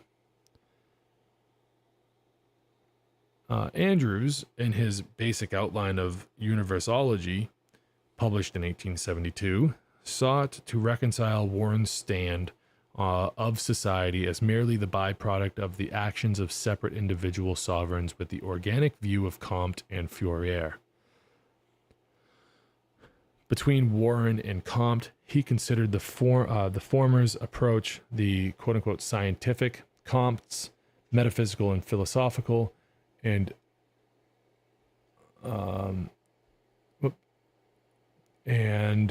the issue a matter of individualism against subordination. Fourier, he considered the pioneer in attempting to reconcile the two, and quote, association by attraction, end quote, appears prominently in the Andrews program of what's called integralism. The problem of the individual and his relation to quote-unquote society, elaborated on by Andrews in Universology, can be associated with his part in the propaganda of anti-statism in the period between the period prior to the Civil War. Nor can he be dismissed from consideration as an American sociologist. But the book itself is a painful demonstration of writing, loaded with neologisms and obscurantist techniques. As close associates of Mrs. Woodall, he played a prominent part in the sensational quote-unquote exposure of Henry Ward Beecher in 1873. He had known Beecher over a score of years previous. The conflict between Andrews and Henry James was reopened at this same time, as the result of the violent disturbance being created by the quote unquote free love propaganda campaign of the Woodall Andrews group in New York City. Andrews' attack on state interference with marriage was regarded as an endorsement of unbridled license, and for many years he was suspected of operating a school for wayward wives. The women associated with the Woodall campaign being reputed for their outspoken. Sorry, some jackass with a really loud exhaust decided to go down my street at almost 11 o'clock at night in second gear. Let's move on. The conflict between Andrews and Henry James was reopened at the same time as the result of the violent disturbance being created by the free love propaganda campaign of the Woodall Andrews group in New York City. School for Wayward Wives. Okay, now I just lost my place. I apologize. And for many years, Andrews was suspected of operating a quote-unquote school for wayward wives, the women associated with the Woodall campaign being reputed for their outspoken and individualistic behavior, as well as their lack of respect for male superiority pretensions. A renewed interest in the economic ideas of Proudhon and Warren took place after the death of the latter, in which Greene, Haywood, Linton, and Tucker led the way. Andrews' contacts with this circle revealed another holdover among his ideas.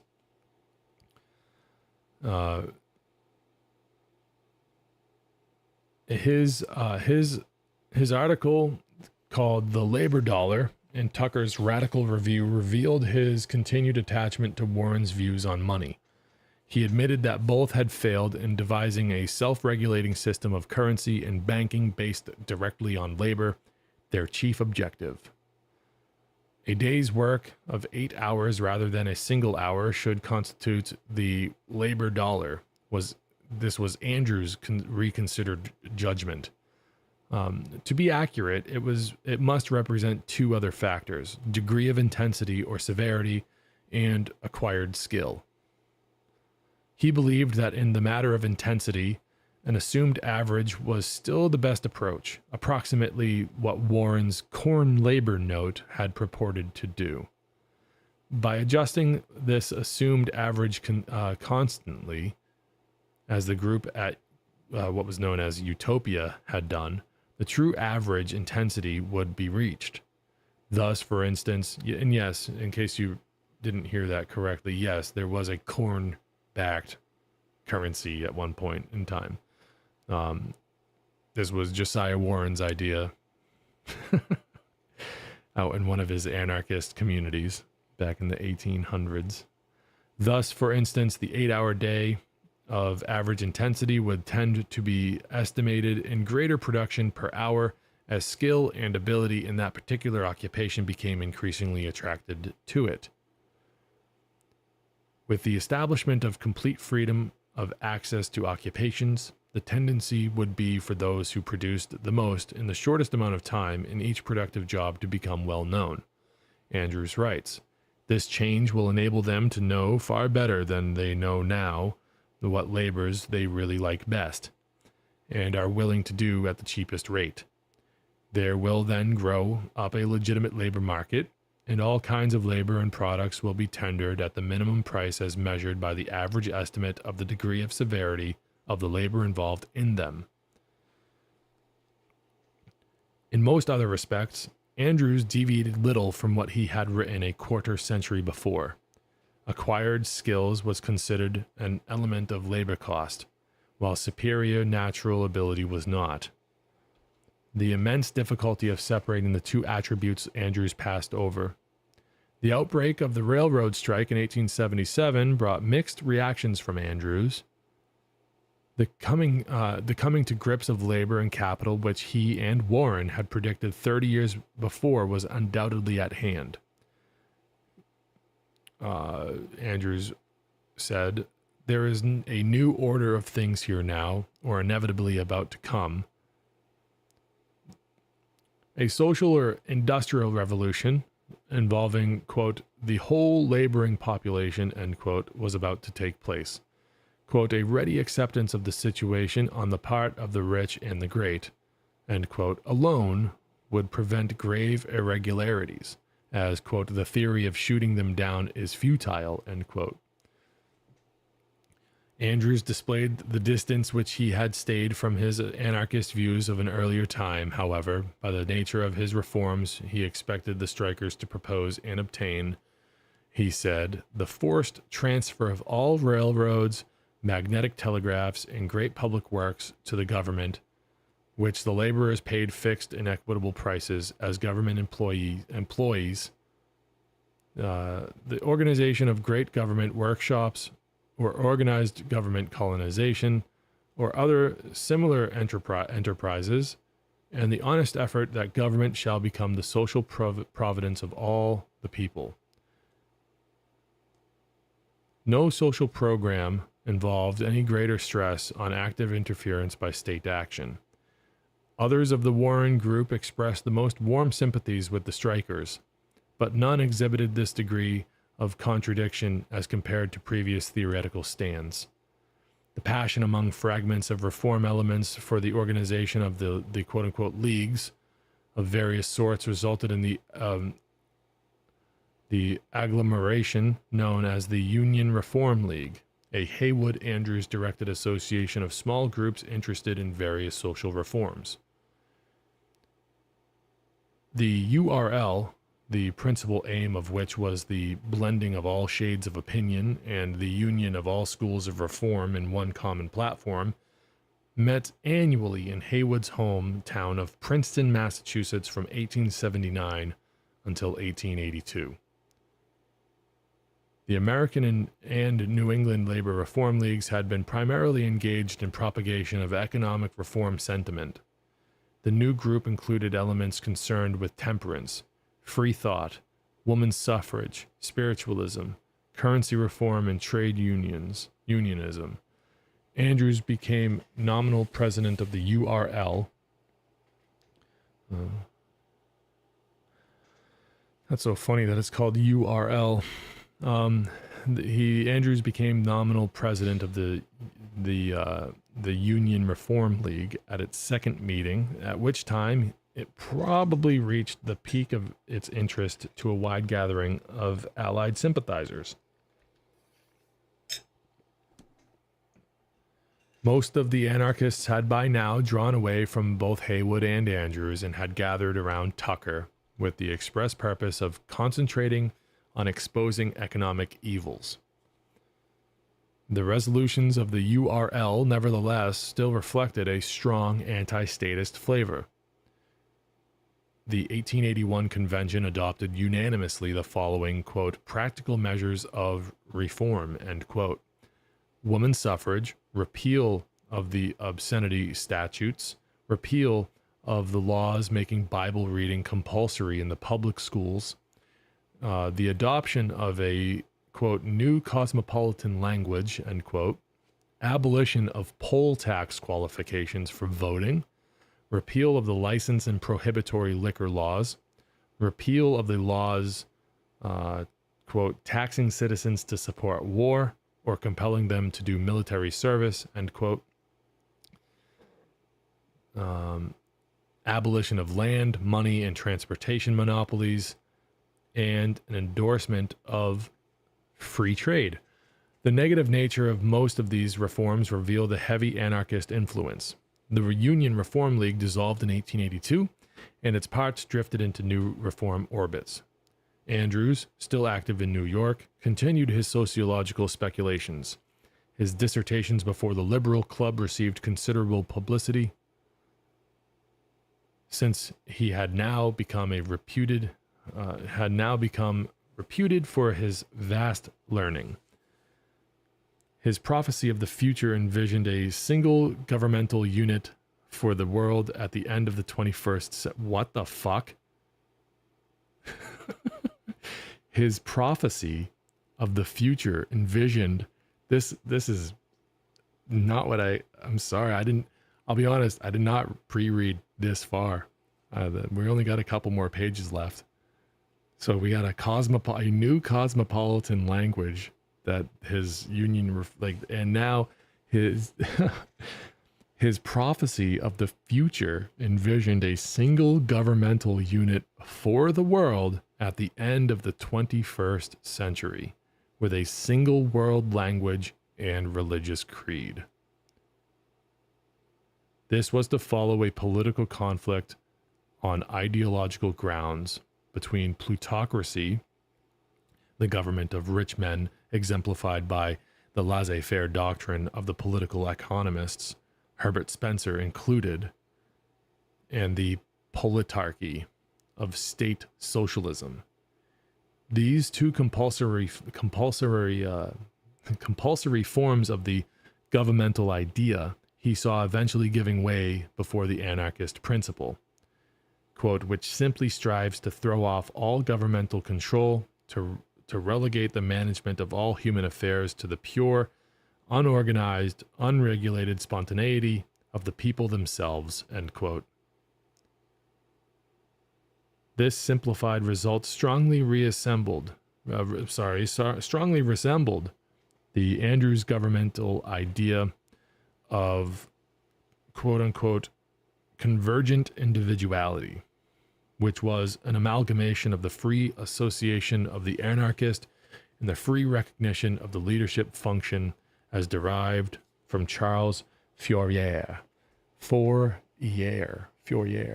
against the 20th century backdrop of Titanic. That's funny. 20th century Titanic. Backdrop of Titanic struggles between great centralized states. Such prognostications have a flavor of visionary romanticism bearing little relation to reality. The position of Stephen Pearl Andrews in American sociology is no settled matter. The fact that the nature of much of his thought and erudition is apart from his contributions as a social thinker has made an evaluation difficult.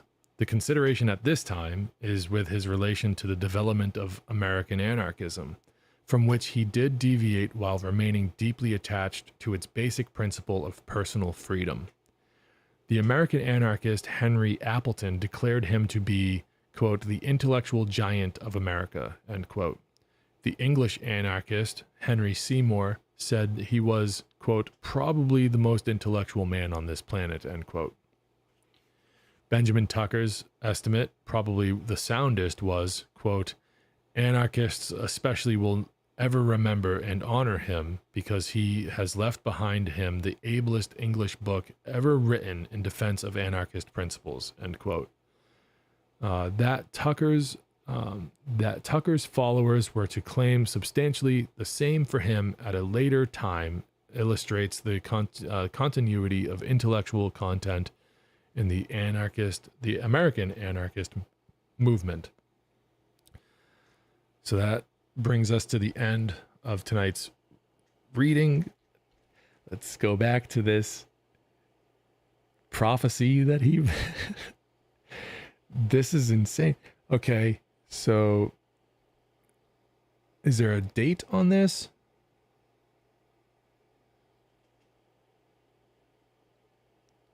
Okay, so 1882. Let's see, is there... Okay. Okay, so let's read the footnote on this. The footnote is footnote 111. And this is on his prophecy of the future.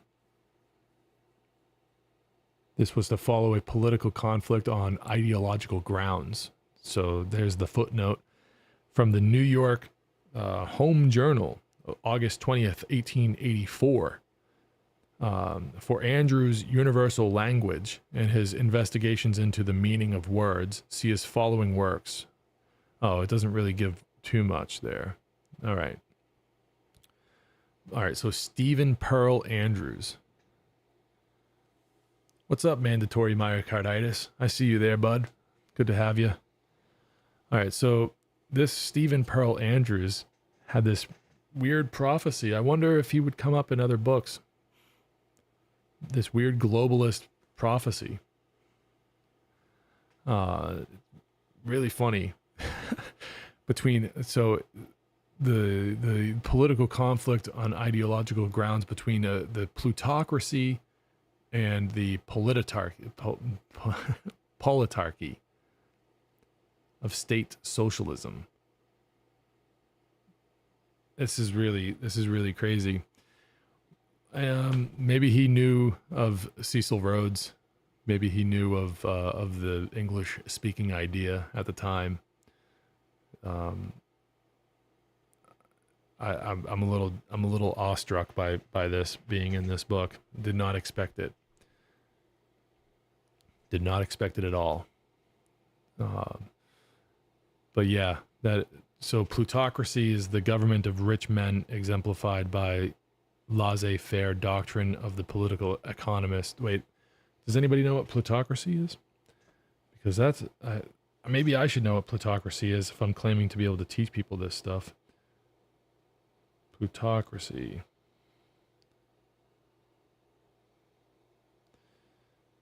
All right, let's just do a quick look. Let's just look it up real quick. Plutocracy is society or system ruled and dominated by the small minority of the top wealthiest citizens.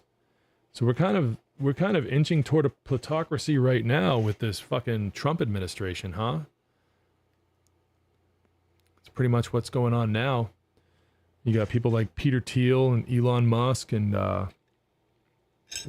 even J.D. Vance.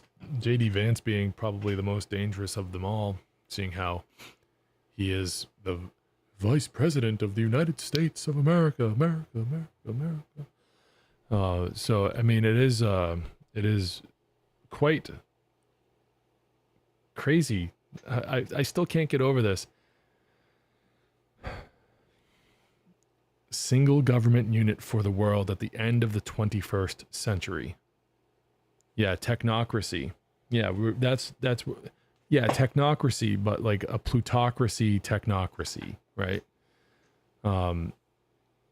So like the technocrats believe in like a cybernetic feedback loop, and like that's what they use to rule. But this plutocracy is like, I bet is a term that goes back further than technocracy. So it would be, because it's in quotes in the book that we're reading from tonight, it would be the same term that is used in perhaps Andrew's own writing. So that's the term that was used back then. Maybe now the plutocracy is the technocrats, right? Maybe they're more synonymous today. Yep. Klepto. Yeah, slavery. Yep. So, yeah, I mean, this has all been really, I did not expect it to go this, like, it took like such a twist right there at the end. It's like an M. Night Shyamalan movie. Okay, so next week we're going to be doing my boy. That sounded weird. We're going to be getting a little bit better acquainted with my boy, Lysander Spooner, dissident among dissidents. Yay! We finally get to Lysander Spooner. It's going to be probably maybe 2 weeks of Lysander Spooner, and it's going to be fun. So this is voluntaryistacademy.com. Go on over here, sign up for the newsletter if you haven't already.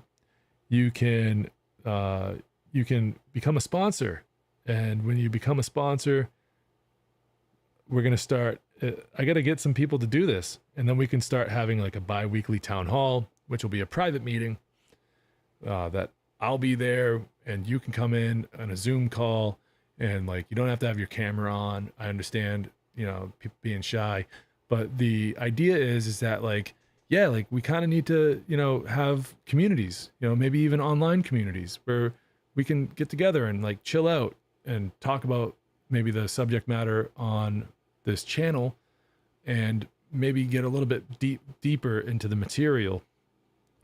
So that'll be like, that's one of the things that I'm offering. I'm toying around with the idea. So if you do become a sponsor, if you like click on that and you try to like join, I'm toying around with the idea of like maybe playing some video games together too in our off time, to as a way to like decompress and to, you know, have a little bit of fun, where some of this subject matter can be kind of heavy and it can get to you. So let's blow off some steam and maybe play some Minecraft or something together. That's an idea, but we'll definitely have a Discord server. We'll definitely have the bi-weekly town hall. And if you like t-shirts, you know, like if you become a member, then, and sorry for making the screen so bright there out of nowhere, but if we become a member, then, you know, perhaps some exclusive member discount codes for some of these t-shirts that I made.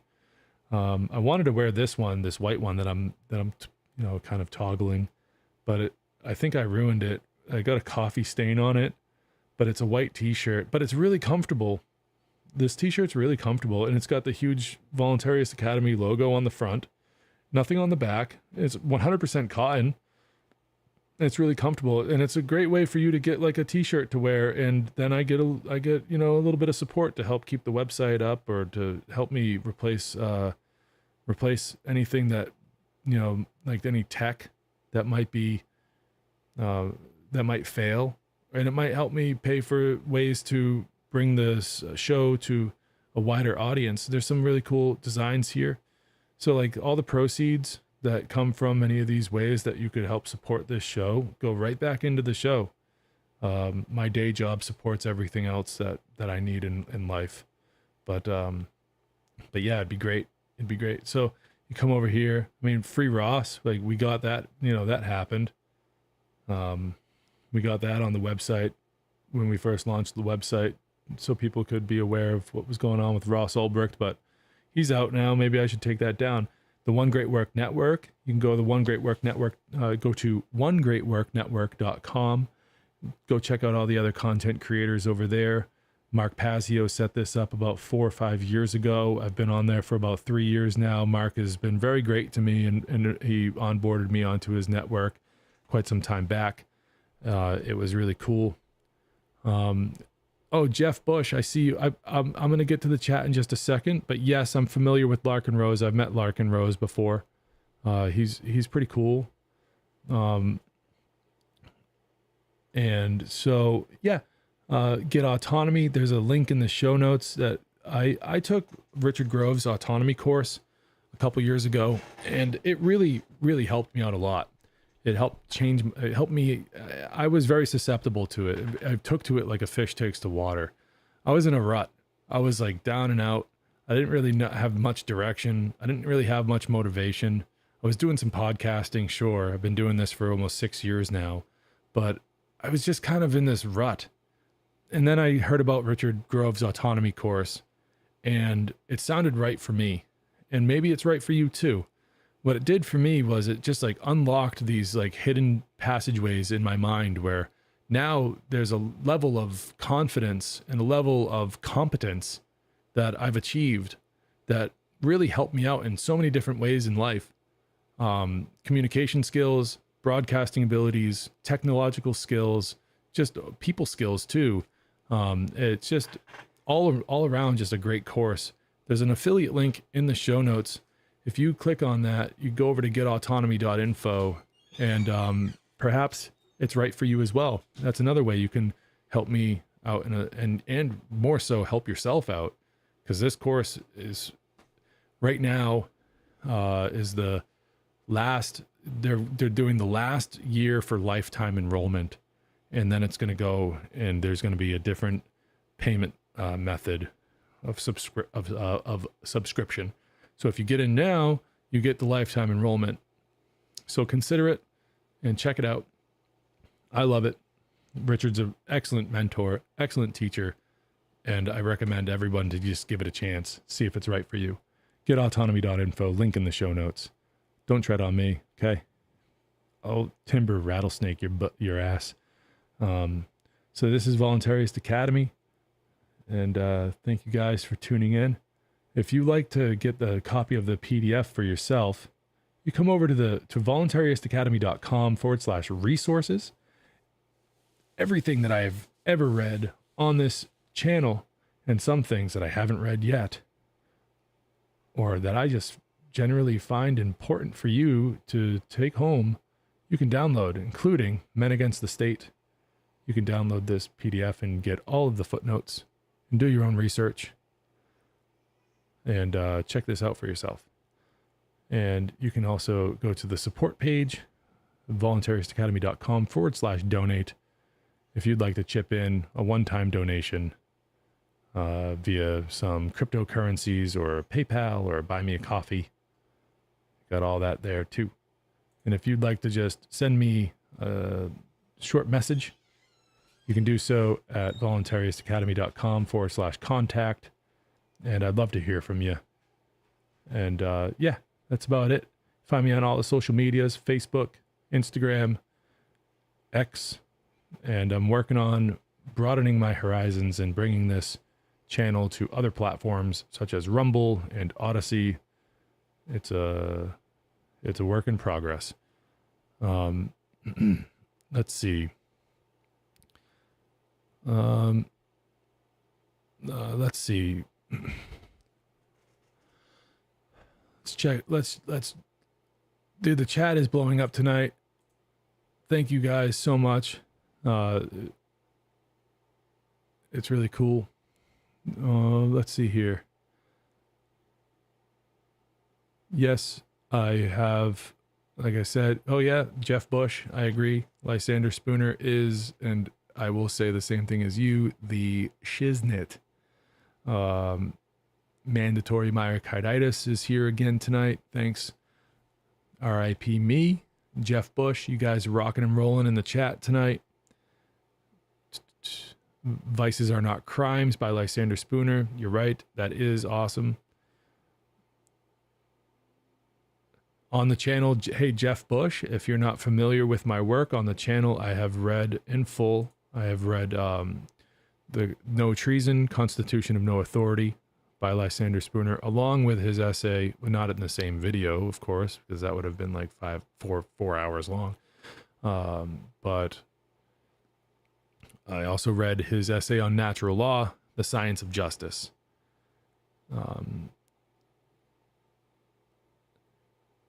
Like I said, yes, I'm familiar with Black and Rose. We're on the One Great Work Network as content creators.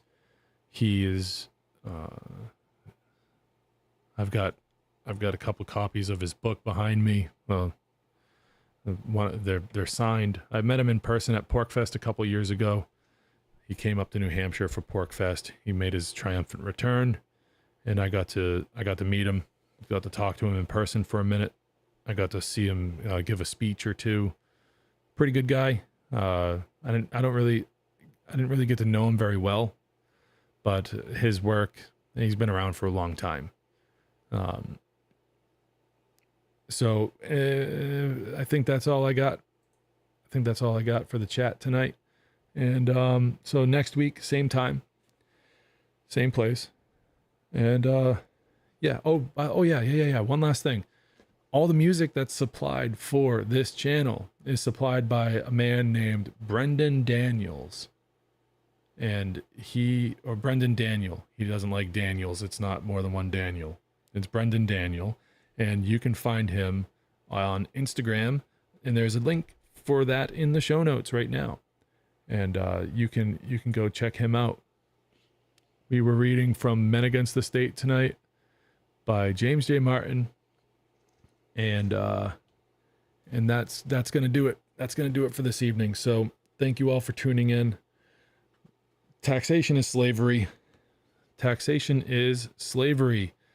And you own yourself, period. No one else owns you.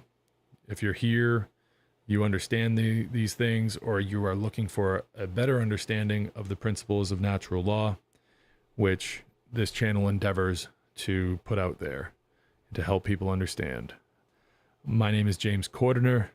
You've been watching Voluntaryist Academy, now on the P.A.Z.NIA radio network.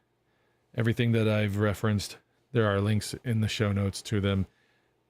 Drop a comment, like, subscribe, do all that. That is the easiest and freest way for you to help this channel grow. And until next time, my friends, peace. Love you.